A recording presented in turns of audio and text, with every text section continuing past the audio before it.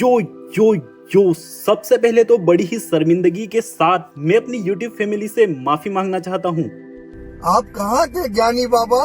मैं टोटल पूरे के पूरे 30 से 40 दिनों से गायब हूँ, जिसमें से आधे दिन यानी कि 20-25 दिन तो एग्जाम के कारण से गायब था। लेकिन जैसे ही एग्जाम खत्म हुई, पता नहीं मेरे साथ क्या हुआ, मुझे काम करने का बिल्कुल भी मन ही नहीं हो रहा था। शायद से ऐसा इसलिए हुआ क्योंकि मानवा ब्रेक पे चली गई है और अब मैं नोवेल एक्सप्लेन कर रहा हूँ। नोवेल एक्सप्लेन करने का एकदम एक्सपीरियंस अलग ही होता है। खैर दोस्तों, देर आए दुरुस्त आए। इसी के साथ अपन एक छोटा सा रिकेप ले लेते हैं, मतलब पूरी की पूरी सीरीज का ही रिकेप, क्योंकि मेरे को पता है 90% से ज्यादा लोग कंप्लीटली भूल चुके होंगे कि अपन लोग कहां पर है, क्या कर रहे हैं और स्टोरी में क्या होने वाला है, सब कुछ गुड़ गोबर। इसीलिए मैं 1-2 मिनट के रिकेप के अंदर ही पूरी की पूरी सीरीज को रिवाइंड कर दूंगा, रिकेप कर दूंगा, जिससे कि तुम्हें सभी लोगों को पता चल जाएगा कि अच्छा ये माजरा है, ये स्टोरी में चल रहा है। इसी के साथ चलिए शुरू करते हैं। स्टोरी की शुरुआत किंग ग्रे से होती है, जो कि अपने टाइम का स्ट्रॉन्गेस्ट किंग है। किंग ग्रे को कोई धोखे से मार देता है, जिससे कि उसका एक नई मैजिकल दुनिया में पुनर्जन्म हो जाता है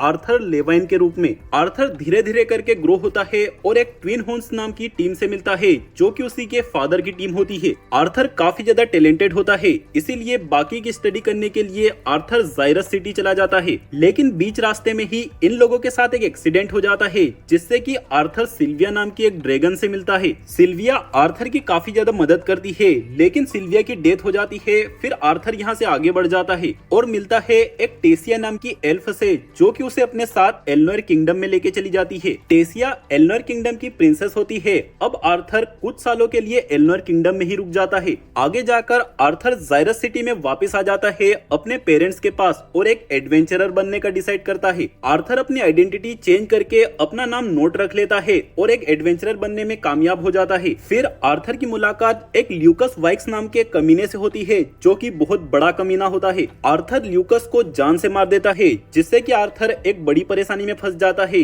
लेकिन तभी एंट्री होती है असुरास की। असुरास इस वर्ल्ड में गोड टाइप के बींग्स है, जो कि आर्थर को बचा लेते हैं और इन लोगों को बहुत बड़ी इन्फॉर्मेशन देते हैं। इन लोगों के ऊपर एलेक्रियंस का हमला होने वाला है, जो कि यहाँ पर मेन विलन है। असुरास आर्थर को अपने साथ ले जाते हैं ट्रेनिंग देने के लिए, ताकि वो एलेक्रियंस का सामना कर सके। जैसे ही आर्थर ट्रेनिंग खत्म करके वापस आता है, आर्थर देखता है कि वॉर शुरू हो चुकी है और आर्ट अपना रोल प्ले करने लग जाता है। ठीक है दोस्तों, यहाँ तक अब जितनी भी मेन चीजें हैं मैंने सारी की सारी रिकेप कर दी है, जो कि स्टोरी को समझने के लिए जरूरी है। बहुत सारी डिटेल्स मैंने हटा भी दी है। अगर तुम उन्हें जानना चाहते हो तो शुरुआत से देख सकते हो। मात्र 70-80 वीडियोस है, आराम से देख लोगे। वैसे दोस्तों, पूरी की पूरी सीरीज का रिकेप तो हो चुका है, लेकिन पिछले पार्ट का एक छोटा सा रिकेप और ले लो और अपना मेन वीडियो शुरू करते हैं। पिछले पार्ट में अपन लोगों ने देखा था आर्ट के हत्थे एक स्टीफन नाम का बंदा लग जाता है, जिससे कि आर्ट खतरनाक तरीके से पूछताछ करता है। आर्ट को काफी सारी इन्फॉर्मेशन मिलती है, जैसे कि मार्क, क्रेस्ट, रेगेलियास और एम्बलम्स के बारे में। आज के वीडियो की बिल्कुल स्टार्टिंग में अपन देखते हैं सीन शिफ्ट हो जाता है आर्ट की पास्ट लाइफ में। इससे पहले कि तुम लोग ये सोचो पास्ट सीन से बोर होने वाले है, ऐसा नहीं है, इस बार मजा आने वाला है। पास्ट लाइफ का ये सीन वहीं से कंटिन्यू होता है, जहाँ पर ग्रे को अकेडमी के अंदर से एक बंदे ने किडनैप कर लिया था। ग्रे अपने आप को एक अंधेरे रूम में पाता है, जहां पर उसके चेहरे पर बहुत तेज लाइट मारी जा रही होती है। ग्रे के हाथ पैर पूरी तरह से कुर्सी से बंधे होते हैं। ग्रे सोच रहा होता है आखिर मैं हूँ कहाँ पर, ये कौन सी जगह है। तभी यहाँ पर इस रूम के अंदर 2 बंदे एंटर होते हैं। एक बंदा थोड़ा दुबला पतला होता है और एक बंदा बल्कि टाइप का होता है। दुबला बंदा कहता है, ग्रे क्या तुम मुझे सुन पा रहे हो? क्या तुम्हें याद है आखिरी चीज तुमने क्या करी? ग्रे जवाब देता है, जस्ट मैंने एक फाइट जीती थी और मुझे एक स्ट्रॉन्ग इंसान ट्रेनिंग और कुछ सिखाने वाला है। सामने वाला दुबला आदमी कहता है, उस ताकतवर औरत का नाम क्या है और उसके साथ तुम्हारा क्या रिलेशनशिप है? ग्रे अपने मन में कहता है, इसे पहले से पता है वो इंसान एक औरत है, या तो ये सब कुछ जानता है या फिर मेरा टेस्ट ले रहा है। ग्रे कहता है, उनका नाम लेडी वेरा है और मैं उनसे हाल में ही मिला हूँ। पीछे वाला हट्टा कट्टा बंदा चिल्लाकर कहता है झूठ, और ग्रे के ऊपर हमला करने वाला होता है, लेकिन दुबला बंदा उसे रोक लेता है। दुबला बंदा शांति से कहता है, ग्रे तुम्हारे टूर्नामेंट जीतने के बाद क्या हुआ? ग्रे अपने मन में कहता है जितना ये लोग मुझसे पूछ रहे हैं मैं सिर्फ उतना ही जवाब दूंगा, अपने साइड से कोई भी ज्यादा इन्फॉर्मेशन रिवील नहीं करूंगा। ग्रे कहता है उसके बाद बस मैं अपने रूम की तरफ जा रहा था और यहाँ पर पहुंच चुका हूँ। तभी हट्टा कट्टा बंदा चिल्ला कर कहता है फिर से झूठ, और ग्रे का गला पकड़कर उसे चेयर समेत हवा में उठा लेता है। ग्रे का दम घुट रहा होता है, लेकिन अब वो इस बंदे का चेहरा देख पा रहा होता है जिसके चेहरे पर बहुत सारे कट्स और घाव के निशान बने हैं। ये बंदा कहता है तुम्हारे लिए अच्छा यही होगा कि एक्सेप्ट कर लो, तुम्हें ऑर्गेनाइजेशन की तरफ से भेजा गया है लेगेसी को प्रोटेक्ट करने के लिए। ग्रे अपने मन में कहता है ऑर्गेनाइजेशन, लेगेसी, आखिर ये किस बारे में बात कर रहा है, और ग्रे का दम घुटे जा रहा होता है। तभी दुबला बंदा हट्टे कट्टे बंदे के हाथ पर हमला करता है जिससे कि ग्रे धड़ाम से जमीन पर गिर जाता है। ग्रे लगभग ही बेहोश होने वाला होता है क्योंकि ग्रे का सिर बहुत जोर से जमीन पर लगा होता है। दोनों बंदे ग्रे को उठाकर सीधा कर देते हैं। अब ग्रे का चेहरा दुबले बंदे के एकदम सामने आ चुका है। ग्रे मन में कहता है इस बंदे का चेहरा तो और भी ज्यादा डरावना है, जैसे कि इसके अंदर कुछ इमोशंस ही मौजूद नहीं है। ये बंदा एक खतरनाक स्माइल करके जाने लग जाता है और कहता है इसे नंगा कर दो, तब तक मैं व्हाइट फास्फोरस लेकर आता हूँ। हट्टा कट्टा बंदा ग्रे के सारे कपड़े फाड़ देता है, तब तक दुबला बंदा ग्लव्स पहनकर और व्हाइट फास्फोरस लेकर वापिस आ जाता है। ये दुबला बंदा कहता है हमें लगता है तुम्हारे पास कुछ जरूरी इन्फॉर्मेशन है जिसे निकालने के लिए अभी तुम्हें जिंदा रहना होगा। अगर तुम वही इंसान हो जिसे सोचकर हम तुम्हें यहाँ पर लाए हैं तो तुम इसके लिए पहले से तैयार होगे, लेकिन अगर हमने कोई गलती करी है और तुम कोई दूसरे इंसान हो तो आज तुम ऐसा महसूस करने वाले हो जिसे कि तुम कभी नहीं भुला पाओगे। ग्रे डर और घबराहट के साथ कहता है क्या ये क्या कह रहे हो तुम। ये दुबला बंदा अपनी उंगली व्हाइट फास्फोरस के अंदर डाल देता है जो कि दिखने में सिल्वर कलर की क्रीम की तरह है। इसी पेस्ट से ये बंदा ग्रे की रिब्स के पास एक लंबी लाइन खींच देता है और लाइटर जला लेता है। ग्रे कहता है नहीं तुम ये क्या कर रहे हो, मैं भीख मांगता हूँ, ऐसा मत करो। ये बंदा नहीं रुकता और पेस्ट की एक साइड पर लाइटर से आग लगा देता है।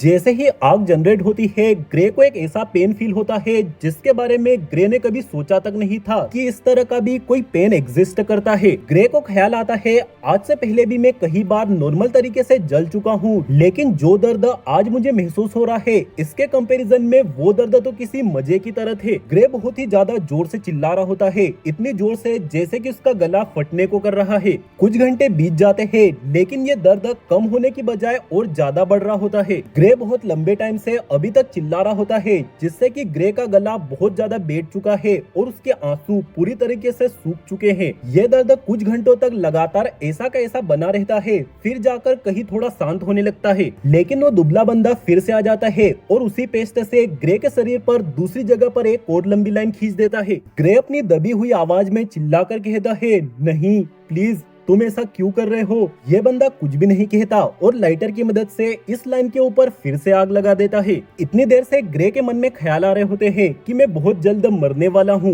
लेकिन इस दर्द के कारण अब वो ख्याल भी बदल चुके हैं। ग्रे सोच रहा होता है काश मैं जल्दी से मर जाऊं। व्हाइट फास्फोरस वाली ये प्रोसेस ये बंदा कई बार रिपीट करता है। ग्रे गिनती भी भूल जाता है कितनी बार उसके शरीर को जलाया गया है। ग्रे अपने सामने देखता है दुबला बंदा फिर से आ चुका है और बिना टाइम गवाए एक और लाइन खींच देता है, लेकिन इस बार डायरेक्ट आग लगाने की बजाय ग्रे को देखने लग जाता है। ग्रे तुरंत कहता है अगर तुम मुझे इस दर्द से फ्री करोगे तो मैं कुछ भी करने के लिए तैयार हूँ। तुम जो भी कहोगे मैं वो करूंगा, जो पूछोगे मैं उसका जवाब दूंगा। ग्रे की ये आवाज बहुत ही ज्यादा धीरे निकल रही होती है। सामने वाला बंदा एक स्माइल करते हुए कहता है मैं तुम्हें एक स्टोरी सुनाने वाला हूँ जिसकी डिटेल्स तुम्हें फील करनी है। अगर तुमने जरा भी झूठ बोलने की कोशिश करी तो मैं ये पेस्ट और भी ज्यादा सेंसिटिव जगह पर लगाऊंगा। तुम्हारा नाम ग्रे है, बैकग्राउंड चेक करने से हमें पता चला कि तुम एक अनाथ हो। विलबेक ओलिविया के अनाथ आश्रम में तुम पले बड़े हो, क्या मैं यहाँ तक सही हूँ। ग्रे अपना सिर झुकाकर हाँ में जवाब देता है। ये बंदा ग्रे को पानी पिलाने के लिए कहता है। पीछे से हट्टा कट्टा बंदा आगे आता है और ग्रे के सामने एक मग लगाता है। पानी बहुत ही ज्यादा गंदा होता है, लेकिन किसी भी शिकायत के बिना ग्रे इस पानी को भी पीने लग जाता है। ग्रे बस थोड़ा सा ही पानी पीता है और ये बंदा मग को पीछे खींच लेता है जिससे कि ग्रे ज्यादा पानी भी नहीं पी पाता। दुबला बंदा कहता है अब मुझे बताओ लेगेसी को प्रोटेक्ट करने के लिए तुम्हें किस मिलिट्री इंस्टीट्यूट ने ट्रेनिंग दी है। ग्रे कंफ्यूज होते हुए जवाब देता है मैं तुम्हें बता चुका हूँ, विथोल्म मिलिट्री एकेडमी के अंदर मेरा सेकेंड ईयर जस्ट अभी कंप्लीट हुआ है। इससे पहले मैंने किसी भी तरीके की कोई भी ट्रेनिंग नहीं ली है। सामने वाला बंदा कहता है तो तुम ये कहना चाहते हो बिना कोई ट्रेनिंग लिए ही तुमने ऐसे बच्चों को हराया है जो कि प्रोफेशनली ट्रेंड होकर आए हैं। ग्रे कहता है ट्रेनिंग के लिए मैंने अपने दोस्तों की मदद ली है, लेकिन जो कुछ भी मैं कह रहा हूँ सब सच है। दुबला बंदा कहता है तुम ये कहना चाहते हो उस तेज तर्रार ओलिविया विलबेक ने लेगेसी को तुम्हारे साथ ऐसे ही घूमने फिरने दिया? दोस्तों ऐसा लग रहा है ये लोग लेगेसी सिसिलिया को बोल रहे हैं। सिसिलिया किसी न किसी लेगेसी को कैरी कर रही होगी। ग्रे कहता है आखिर तुम ये क्या कहे जा रहे हो? लेगेसी आखिर ये क्या है? मैंने अपने लाइफ में कभी ऐसा नहीं सुना। दुबला बंदा सोचने लग जाता है, फिर कहता है ग्रे मैं सिर्फ तुमसे दो बातें जानना चाहता हूँ। पहली चीज, तुम्हें किस ऑर्गेनाइजेशन ने भेजा है लेगेसी को प्रोटेक्ट करने के लिए, और दूसरी चीज, ट्राइडेंट की कंट्री तुम्हें किस हद तक सपोर्ट कर रही है जो लेडी वेरा को तुम्हारा टीचर बना दिया है। ग्रे बहुत ही ज्यादा कंफ्यूज हो रहा होता है और सोचता है आखिर ये इंसान क्या बातें किए जा रहा है। इतने में ही ये दुबला बंदा ग्रे के एकदम करीब आकर कहता है मुझे तो लगा था तुम अपनी बात पर टिके रहोगे, लेकिन तुम तो खुद से ही जवाब बना रहे हो। ये कहते हुए ये बंदा सिल्वर पेस्टे की एक लंबी सी लाइन ग्रे की जांघ की अंदर की साइड पर खींच देता है। ये देखते ही ग्रे की आंखों से आंसू बहने लग जाते हैं। प्लीज मैं तुमसे कह रहा हूँ मुझे कुछ भी नहीं पता, मैं सब कुछ सच कह रहा हूँ प्लीज। लेकिन ये बंदा नहीं रुकता और आग लगा देता है, जिससे कि ग्रे की जांघ बहुत ही गंदी तरीके से जलने लग जाती है। ग्रे काफी देर तक बहुत तेज चिल्लाया जा रहा होता है, जिससे कि ग्रे के कान खुद की ही आवाज के कारण सुन्न हो चुके हैं। ग्रे भले ही कितनी भी कोशिश कर ले किस दर्द के कारण बेहोश हो जाए, लेकिन ग्रे की बॉडी बेहोश भी नहीं हो पा रही होती। शुरू से आखिर तक ग्रे को पूरा का पूरा दर्द ही सहन करना पड़ता है। दुख की बात तो ये है कि ये दर्द इस सीन का वर्स्ट पार्ट नहीं है। इससे भी ज्यादा दुख की बात तो ये है वो दुबला बंदा बार बार आता है, बिना कुछ कहे बिना कुछ सुने ही बार बार ग्रे की बॉडी को जलाता है और वापस चला जाता है। ग्रे को टाइम और माहौल का बिल्कुल भी अंदाजा नहीं होता, क्योंकि ग्रे एक अंधेरे रूम के अंदर है और ग्रे के चेहरे पर लगातार एक लाइट जल रही है। ग्रे के कानों में एक बार फिर से किसी के चलने की आवाज आती है। ग्रे गिड़गिड़ाने लग जाता है और कहने लग जाता है प्लीज ऐसा मत करो। तभी ग्रे को रियलाइज होता है इस रूम के अंदर दो इंसानों की बजाय कोई तीसरा इंसान भी घुस चुका है। वो तीसरा इंसान इन दोनों बंदों को, यानी कि जो दुबला बंदा है और हट्टा कट्टा बंदा, इन दोनों को ही बहुत जल्दी से ढेर कर देता है। फिर फटाक से ग्रे के सामने की लाइट को बंद करता है और कहता है बच्चे अब तुम सेफ हो। ग्रे की आंखें उजाले के कारण एडजस्ट होती है। फिर ग्रे अपने सामने देखता है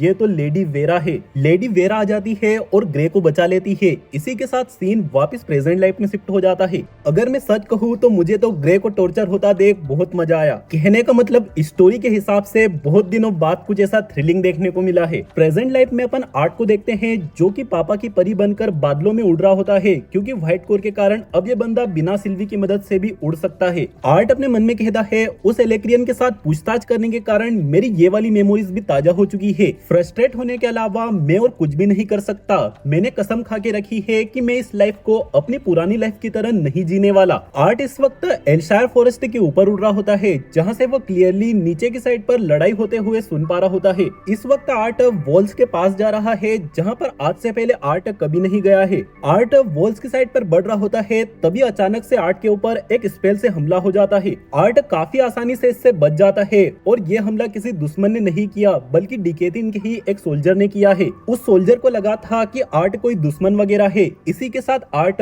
वॉल के एकदम ऊपर लैंड हो जाता है। आर्ट यहाँ पर एक एल्बेंथ कैलरिस नाम के बंदे से मिलता है, जो कि एक डिवीजन का लीडर होता है। आर्ट कहता है कैप्टन कैलरिस चलिए स्ट्रेटेजी की बात करते हैं। इतने में ही सीन शिफ्ट हो जाता है और अपन फ्लोटिंग कासल के अंदर काउंसिल की मीटिंग देखते हैं। आर्ट ने और आया ने इन लोगों को रिपोर्ट भेजी है एल्शायर फॉरेस्ट के अंदर जो भी फाइट्स चल रही है उसके बारे में। इस बार की जो ये मीटिंग है, यहाँ का माहौल काफी ज्यादा गर्म है ह्यूमन किंग और एल्फ किंग के बीच में। ह्यूमन किंग और क्वीन का कहना होता है एल्शायर फॉरेस्ट के अंदर अपनी सेना को सिर्फ तभी भेजना चाहिए जब जरूरत पड़े, बाकी अपनी ज्यादा से ज्यादा सेना को सेपाइन की बॉर्डर को प्रोटेक्ट करने के लिए फोकस कराना चाहिए। वैसे भी एल्शायर फॉरेस्ट खुद में ही एक बहुत बड़ा डिफेंस है, जहाँ पर दुश्मन कोहरे के कारण गुम हो जाते हैं और ऐसे ही मर जाते हैं। एल्फ किंग और क्वीन इस बात की पूरी तरह से खिलाफ में होते हैं, क्योंकि एल्शायर फॉरेस्ट के अंदर एल्फ्स की कई सारी प्रजातियां रहती है। फॉरेस्ट को बचाना भी उतना ज्यादा जरूरी है जितना कि सेपाइन की लैंड को बचाना। एल्फ किंग की काउंसिल से रिक्वेस्ट होती है हमें कुछ एल्फ सोल्जर्स को वापस एल्नर किंगडम में भेजना ही चाहिए, ताकि वो लोग फॉरेस्ट को भी प्रोटेक्ट कर सके। इसी बात को लेकर काउंसिल के ये चारों मेंबर्स एक दूसरे के साथ बहुत ही ज्यादा बहसबाजी कर रहे होते हैं। एकदम से वीरियन चिल्लाकर कहते हैं बस बहुत हो गया, जिससे कि सभी के सभी लोग घबरा जाते हैं। वीरियन अपना फाइनल डिसीजन लेते हैं, फिलहाल में सेपाइन की बॉर्डर को प्रोटेक्ट करना ज्यादा जरूरी है, इसीलिए वो ज्यादातर ट्रूप को सेपाइन की बॉर्डर पर भेज देते हैं और कुछ छोटे मोटे डिविजन्स को एल्नर किंगडम के फॉरेस्ट पर भेज देते हैं। इस डिसीजन से किसी को भी कोई प्रॉब्लम नहीं होती। इसी के साथ यहाँ पर एंट्री होती है ब्यूंड की। जैसा कि अपन सभी को पता है, फिलहाल में ड्वार्फ्स का कोई भी लीडर नहीं है और ब्यूंड यहाँ पर क्यों आया है ज्यादातर लोग समझ चुके हैं। अब से ब्यूंड ही ड्वार्फ्स लोगों को रिप्रेजेंट करेगा, मतलब ड्वार्फ्स का लीडर अपना ब्यूंड बन चुका है। दूसरी तरफ अपन आर्ट को देखते हैं जो कि वॉल के अंदर है।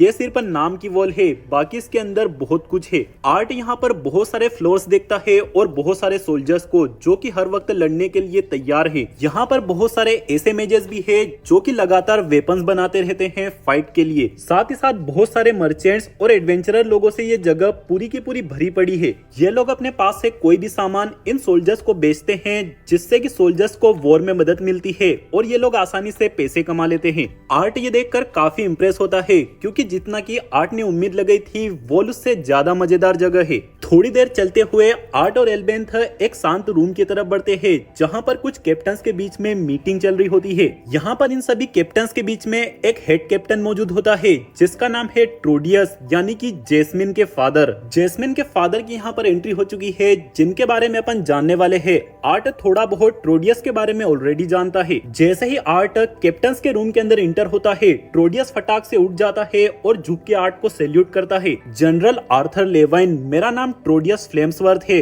और मैं यहाँ पर सीनियर कैप्टन हूँ। आर्ट यहाँ पर एक जेमिया नाम की कैप्टन से भी मिलता है, जो कि टेसिया की कैप्टन है। ये सभी कैप्टन्स एक दूसरे के साथ डिस्कशन करने लग जाते हैं कि एक एरिया को एलेक्रियंस से कैसे फ्री कराया जाए। आर्ट देखता है ट्रोडियस की पर्सनैलिटी सेम वैसी ही है जैसी की होनी चाहिए, यानी कि स्ट्रॉन्ग और सीरियस टाइप की। ट्रोडियस यहाँ पर दो चीजों के बारे में पूछता है। पहली चीज एक अंडरग्राउंड नया रास्ता और दूसरी चीज टेलीपोर्टेशन गेट के बारे में। टेलीपोर्टेशन गेट का नाम सुनते ही आर्ट इंटरेस्टेड हो जाता है और पूछता है क्या कहीं पर और नया टेलीपोर्टेशन गेट मौजूद है। ट्रोडियस कहता है हाँ, बीस्ट ग्लेड्स के अंदर नया टेलीपोर्टेशन गेट होने की पूरी पॉसिबिलिटी है। टेलीपोर्टेशन गेट्स के ऊपर मैंने काफी ज्यादा स्टडी करके रखी है। सबसे हैरानी की बात तो ये है, पुराने टाइम के मेजेस इतने पावरफुल मैजिक का इस्तेमाल कैसे कर सकते थे, जो उन्होंने इतने पावरफुल टेलीपोर्टेशन गेट्स को बना दिया। जाइरस सिटी और फ्लोटिंग कासल को भी देखा जाए तो न जाने पुराने मेजेस ने इन्हें किस तरीके से हवा में टांग के रखा है। आज के टाइम के मेजेस ज्यादा से ज्यादा उन टेलीपोर्टेशन गेट्स को आपस में जोड़ सकते हैं ट्रेवलिंग करने के लिए, इससे ज्यादा कुछ भी नहीं। आर्ट कहता है तो आप किस मेथड का इस्तेमाल कर रहे हो नई टेलीपोर्टेशन गेट को ढूंढने के लिए। ट्रोडियस जवाब देता है हर टाइम टेलीपोर्टेशन गेट्स माना फ्लक्चुएशंस को इमिट करते हैं, जिन्हें की सेंस किया जा सकता है। आर्ट अपने मन में कहता है अगर ऐसी बात है तो रियल हार्ट की मदद से मेन फ्लक्चुएशंस को आसानी से सेंस कर सकता हूँ। इसके बाद आर्ट इन सभी लोगों को स्टीफन के साथ इंटेरोगेशन वाली सारी की सारी इंफॉर्मेशन देता है। ये भी कहता है कि इस इंफॉर्मेशन को सिर्फ कैप्टन्स तक ही सीमित रखा जाए, सभी सोल्जर्स को अभी नहीं बताया जाए। फिर आर्ट इस रूम से बाहर चला जाता है और ट्रोडियस के बारे में ही सोच रहा होता है कि किस तरीके से जैस्मिन और ट्रोडियस की रिलेशनशिप खराब है। इसके बाद आर्ट यहाँ पर मौजूद मर्चेंट्स का सामान देखने लग जाता है, जिसमें कि वॉर के लिए वेपन शामिल है, कपड़े वगैरह और खाने पीने का सामान है। तभी एक हॉर्न बजता है और आर्ट बाहर निकल कर देखता है। वो अपने सामने देखता है अपने फादर को, जो कि कैरियज के जरिए सामान लेकर आए हैं। सिर्फ आर्ट के फादर ही नहीं, यहाँ पर पूरी की पूरी ट्विन हॉर्न्स आई होती है, जो कि सप्लाईज को खाली कर रही है। आर्ट एकदम से अचानक से ट्विन हॉर्न्स के सामने नहीं जा रहा होता है, तभी से सुनने को मिलता है कि ट्विन हॉर्न्स के ऊपर आए दिन लगातार हमले होते रहते हैं। सामान को यहाँ तक सप्लाई करना बहुत ही रिस्की काम है।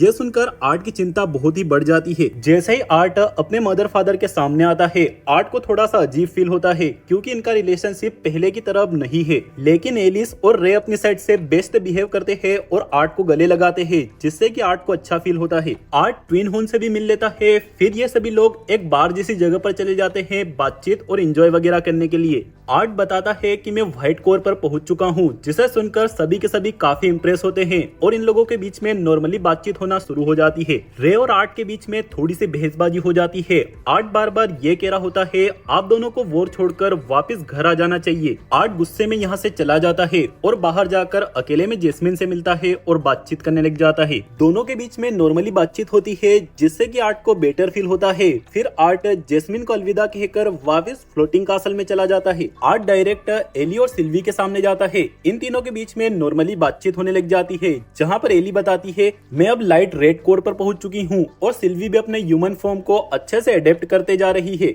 आर्ट कहता है अगर ऐसी बात है तो क्यों ना तुम्हारी और भी ज्यादा ग्रोथ के लिए मैं खुद तुम्हें ट्रेन करूँ। एली कहती है ना, भले ही मैं कितनी भी टैलेंटेड हूँ, अगर तुम मुझे ट्रेनिंग करोगे तो मैं अपने आप को तुमसे कंपेयर करने लग जाऊंगी, और अगर ऐसा होता होता है तो मैं तो अपने आप को ही डिमोटिवेट कर लूंगी, फायदे से ज्यादा तो नुकसान हो जाएगा। सिल्वी कहती है, हाँ सही कहा, ये इंसान बहुत ही अजीब है, इसे तो असुरास तक प्रोडिजी की नजर से देखते हैं। आर्ट कहता है, अजीब इंसान, क्या ये थोड़ा ज्यादा नहीं हो गया? इसके बाद आर्ट और सिल्वी काउंसिल मीटिंग में जाते हैं, जहाँ पर आर्ट अपनी साइड से सारी की सारी रिपोर्ट देता है। आर्ट अपने सामने ब्यूंड को देखकर सरप्राइज होता है, लेकिन वो समझ जाता है कि अब से ड्वार्फ लोगों का रिप्रेजेंटेटिव ब्यूंड है। काउंसिल मेंबर्स आर्ट से काफी सारे सवाल जवाब करते हैं, स्टीफन से जो भी इंटेरोगेशन में इंफॉर्मेशन मिली है उसके रिगार्डिंग। काउंसिल को फील होता है ये इलेक्ट्रियंस तो अंडर डेवलप्ड है, क्योंकि इन्हें नॉर्मल फाइट करने के लिए भी 2 से 3 लोगों की जरूरत पड़ती है। आर्ट कहता है, हाँ भले ही ये लोग सेंट्री, सील्ड और स्ट्राइकर के ग्रुप में फाइट करते हैं, लेकिन ये सभी लोग अपनी अपनी स्किल्स के अंदर काफी ज्यादा टैलेंटेड है, जो कि अपने लिए प्रॉब्लम की बात हो सकती है। अगर हमें इलेक्ट्रियंस की इस कमजोरी का फायदा उठाना है तो कम से कम हमारे मैच को लाइट येलो कोर का होना चाहिए। जैसे इन लोगों के बीच नॉर्मल बातचीत खत्म हो जाती है, आर्ट अपनी साइड से बड़ी इंफॉर्मेशन को रिवील करता है, जो कि है एल्डिर और असुरास के बारे में। आर्ट इन लोगों को सब कुछ बता देता है, किस तरीके से एल्डिर और असुरास ने मिलकर एग्रोना पे हमला किया और फेल हो चुके हैं, जिससे कि अब से कोई भी असुरा हमारी यानी कि डिकेथिन की मदद नहीं करेगा। यह सुनकर काउंसिल के सभी मेंबर्स को झटका लगता है। फिर ये लोग सिक्योरिटी के लिए कुछ डिस्कस करते हैं और ये मीटिंग खत्म हो जाती है। आर्ट अपने रूम में आकर लेट जाता है और सोचे जा रहा होता है कि अब क्या किया जाए और कैसे किया जाए। तभी उसकी नजर सिल्वी के ऊपर पड़ती है, जो कि अपनी ड्रेस को चेंज कर रही होती है। सिल्वी की जो ये ड्रेस है, एक्चुअली में ये सिल्वी की स्केल्स है, जिससे कि वो किसी भी कपड़ों के शेप में चेंज कर सकती है। ये देखकर आर्ट काफी इंप्रेस होता है, भाई कपड़े चेंज करने का टेंशन ही खत्म, मतलब मेरे को तो बड़ी आलसी आती है। सिल्वी कहती है, अब मैं समझ पा रही हूँ कि सारे असुरास ज्यादातर ह्यूमन फॉर्म में क्यों रहते हैं। इस फॉर्म में रहने से माना कंट्रोल और एथर कंट्रोल करना आसान है। ऐसा कहते हुए सिल्वी आर्ट को एक बड़ा सा माना ऑर्ब दिखाती है, मतलब माना रिलीज करके, जिसे देखकर आर्ट शॉक हो जाता है। मतलब अब सिल्वी अपने ह्यूमन फॉर्म में काफी ज्यादा स्ट्रॉन्ग हो चुकी है। इसके बाद ये दोनों सो जाते हैं, लेकिन थोड़ी ही देर में आर्ट को वीरियन का बुलावा आ जाता है। आर्ट काफी हैरान होता है कि आखिर इतनी रात गए वीरियन ने आर्ट को क्यों बुलाया होगा। आर्ट सिल्वी से पूछता है उसके साथ चलने के लिए, लेकिन सिल्वी नींद भरी आवाज में मना कर देती है। आर्ट कहता है, गद्दारी कर बे, मैं इसका बदला जरूर लूंगा, और यहाँ से चला जाता है। आर्ट फ्लोटिंग कासल की जेल के सामने जाता है, जहाँ पर यूटो और रेडियस को रखा हुआ है। यहाँ आर्ट अपने सामने पूरी की पूरी काउंसिल को देखता है। आर्ट को पता चलता है आर्ट को यहाँ पर वीरियन ने नहीं बुलाया है, बल्कि जेंट्री ने बुलाया है। जेंट्री वही बंदा है जो कि रेडियस और यूटो को टॉर्चर करता है इंफॉर्मेशन निकालने के लिए। जेंट्री कहता है, मैंने आप सभी को यहाँ पर इसलिए बुलाया है क्योंकि फाइनली इतने टाइम के बाद रेडियस ने अपना मुंह खोला है। रेडियस ने कहा सिर्फ जनरल आर्थर से वो कुछ अकेले में बातचीत करना चाहता है, जहाँ पर वो कुछ रिवील कर सकता है। बिना टाइम गवाए आर्ट रेडियस के सामने जाता है, जहाँ पर ऑब्वियसली रेडियस की हालत बहुत ही ज्यादा खराब है। आर्ट रेडियस से बातचीत करने की कोशिश करता है, लेकिन रेडियस कुछ भी डायरेक्टली सीधे सीधे बात ही नहीं करता। उल्टा वो आर्ट के सामने एक पोयम सुनाता है, जो कि एक बच्चे के बारे में होती है, जो कि किस तरह से हीरो बना। आर्ट के लिए ये सब काफी ज्यादा कंफ्यूजिंग था। आर्ट सोच रहा होता है कहीं रेडियस पागल तो नहीं हो चुका है। सिर्फ एक पोयम के अलावा रेडियस कोई भी इंफॉर्मेशन रिवील नहीं करता, जिससे कि आर्ट को यहाँ से वापस जाना पड़ता है। रास्ते में आर्ट सोचता है क्या मुझे यूटो से बातचीत करनी चाहिए, क्योंकि जब हमारी पिछली बार लड़ाई हुई थी थोड़ा बहुत डर मेरे मन में बैठ चुका है, लेकिन तब और अब में जमीन आसमान का फर्क है। मैं व्हाइट कोर पर पहुंच चुका हूँ और काफी ज्यादा ताकतवर हो चुका हूँ। यही सब सोचते सोचते आर्ट अपना प्लान ड्रॉप कर देता है और बिना यूटो से मिले ही वापस बाहर चला जाता है। इसी टाइम पे काउंसिल की मीटिंग होती है। काउंसिल वाले आर्ट से पूछते हैं कि आखिर रेडियस ने क्या रिवील किया। आर्ट एक पोयम के अलावा और कुछ भी नहीं बता पाता। पूरी की पूरी काउंसिल सोचने लग जाती है कि आखिर इसका क्या मतलब हो सकता है। आर्ट वापस अपने रूम में आ जाता है और उसी पोयम के बारे में सोचने लग जाता है, ताकि कोई इंफॉर्मेशन डिकोड कर सके। लेकिन काफी मेहनत करने के बाद भी आर्ट को कुछ भी नहीं पता चलता, जिससे कि फिर वो सो जाता है। नेक्स्ट सीन में अपन आर्ट की पास्ट लाइफ देखते हैं, जहाँ पर ग्रे लेडी वेरा के साथ ट्रेनिंग कर रहा होता है। पिछले सीन में जब ग्रे को टॉर्चर किया गया था, तब से काफी दिन बीत चुके हैं, जिससे कि अब ग्रे रिकवर हो चुका है। लेडी वेरा ग्रे को स्वॉर्ड फाइटिंग सिखा रही होती है, जहाँ पर ऑब्वियसली लेडी वेरा काफी ज्यादा पावरफुल है। पावर के साथ साथ लेडी वेरा के पास बहुत सारा पैसा है, जिसे कि देखकर ये गरीब बच्चा काफी हैरान होता है। स्वाट ट्रेनिंग के बाद लेडी वेरा ग्रे से एक दूसरी ट्रेनिंग करवाती है, जिससे कि ग्रे के रिफ्लेक्सेस और भी ज्यादा शार्प हो सके। ग्रे एक तालाब के अंदर से सिर्फ अपने हाथों की मदद से फिश को पकड़ने की कोशिश कर रहा होता है, और वो भी बिना की मदद से। काफी मेहनत करने के बाद भी ग्रे फेल हो जाता है। ग्रे एक भी फिश नहीं पकड़ पाता, लेकिन तभी लेडी वेरा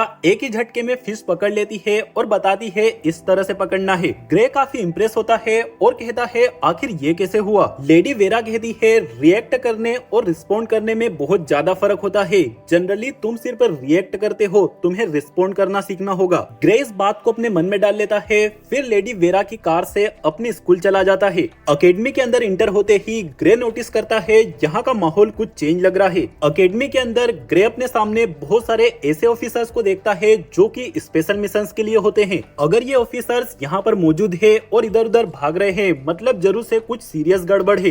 काफी सारे बच्चे एक बहुत ही बड़े ढेर में एक के पीछे एक खड़े होते हैं। ग्रे सोचता है आखिर ये सब हो क्या रहा है, और वो एक बच्चे से पूछता है। बच्चा कहता है क्या तुम्हें नहीं पता, अकेडमी में एक बहुत ही बड़ा ब्लास्ट हुआ है। ऐसा सुनकर ग्रे सिसिलिया और निको को ढूंढने लग जाता है, लेकिन वो दोनों ग्रे को कहीं नहीं दिख रहे होते। तभी बहुत दूर से ग्रे की नजर पड़ती है कि निको तो बहुत ही आगे खड़ा है। जैसे ही ग्रे निको के पास जाता है, ग्रे निको की हालत देखता है, जो कि काफी ज्यादा डरा होता है और उसके चेहरे पर खून लगा है। निको एकदम बौखलाए हुए तरीके से ग्रे से कुछ कहता है, जिससे कि ग्रे को पता चलता है कि ये ब्लास्ट सिसिलिया की वजह से हुआ है। तभी अचानक से आर्ट की नींद खुल जाती है और ये मेमोरी खत्म हो जाती है। प्रेजेंट लाइफ में सुबह हो चुकी होती है और आर्ट जेंट्री के पास जा रहा होता है। जो पोयम रेडियस ने आर्ट को सुनाई होती है, आर्ट उसके कुछ कुछ शब्द भूल रहा होता है। इसी कारण से आर्ट सोचता है रेडियस से मिलकर क्यों न उस पोयम को दोबारा से सुना जाए, जिससे कि कुछ डिकोड होने में मदद मिले। आर्ट सबसे पहले एल्बोंड से मिलता है।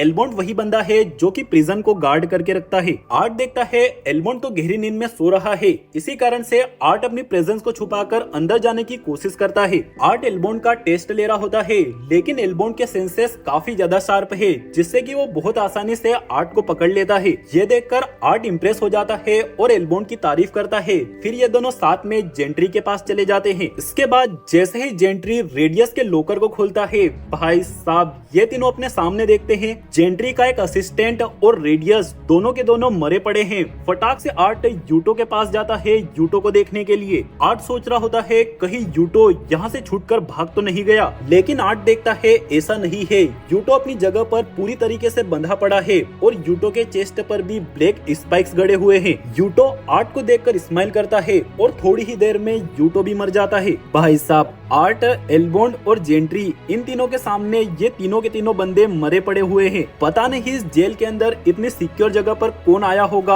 और इन तीनों को मार के चला गया। भाई मेरे को तो फील हो रहा है कहीं ऐसा तो नहीं कि कोई साइट यहाँ पर अंदर घुस आया है। अगर ऐसा है तो इन लोगों को कौन बचाएगा। भाई वो तो काउंसिल वालों को भी मार के भाग सकता है आसानी से। खैर अब देखते हैं अगले वीडियो में क्या होता है। अब से वीडियोस का अपडेट मैं जल्दी जल्दी देता रहूंगा ताकि तुम लोग भाई अपडेट रहा करो। हालांकि इतने दिनों से तो मैंने ही गड़बड़ करके रखी थी, इसीलिए एक बार फिर से भाई माफी चाहता हूँ। खैर मिलते हैं बहुत ही जल्द अगले धमाकेदार वीडियो में। तब तक के लिए सारे भाई लोगों को बाय बाय।